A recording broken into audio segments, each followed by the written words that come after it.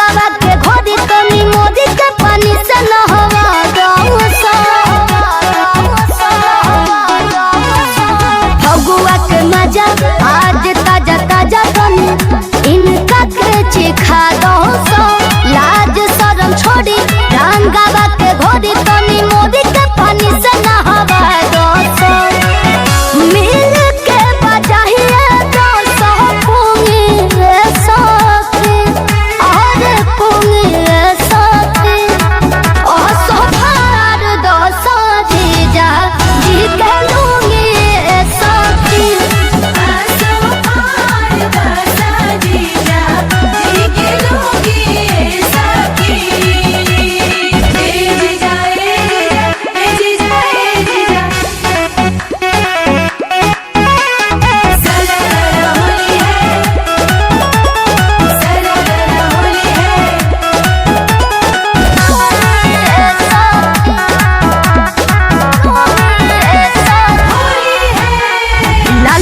में थोड़ा पियर का मिला के इनके रंग सब मछी उजार का हो रे भागवता रे जदी बिना खदी बदी धोके मार दस जगह है पमार का रे लाला का में थोड़ा पियर का मिला के इनके रंग सब मछी उजार का हो रे भागवता रे जदी बिना खदी बदी धोके मार दस जगह है पमार का रे मैं भी बोरिया हरी बारी दूंगी सखी आहर दूंगी सखी ओह सोफार दो सो जीजा जी के लूंगी सखी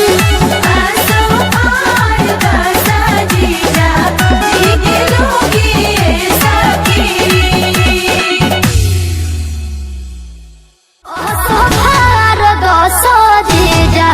जी के लूंगी सखी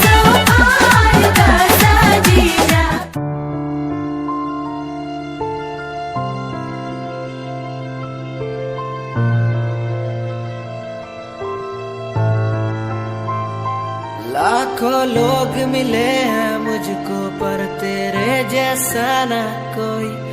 हर टूटता तारा देखा मैंने हर दिन तू तो सोई तुझे खोने के काबिल हूँ मैं बस तुझे पाने के काबिल ना था क्यों इतना बुरा हूँ मैं जो मेरी आंखें कभी ना रोई तुझे याद करूँ हर दिन मैं तो तुझे पड़े फर्क ना मुझे याद करो तुम भी जीवन अब लगे नरक सा तुझे याद करूं हर दिन मैं तो तुझे पड़े फर्क ना मुझे याद करो तुम भी मैं बेवफा रहा मैं बेवफा रहा मैं बेवफा रहा